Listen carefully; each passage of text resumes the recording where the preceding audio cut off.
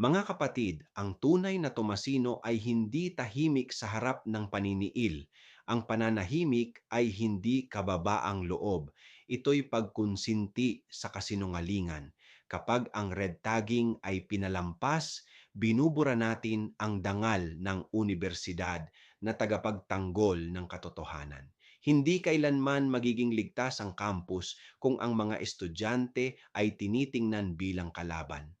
Ang paaralan ay dapat maging tahanan ng tapang at katotohanan, hindi pugad ng takot at panlilinlang. Kaya sa bawat Tomasino at kabataang Pilipino, manindigan kayo para sa kalayaan sa pag-iisip dahil ang katahimikan sa panahon ng paninikil ay tanda ng pagkatalo ng katotohanan.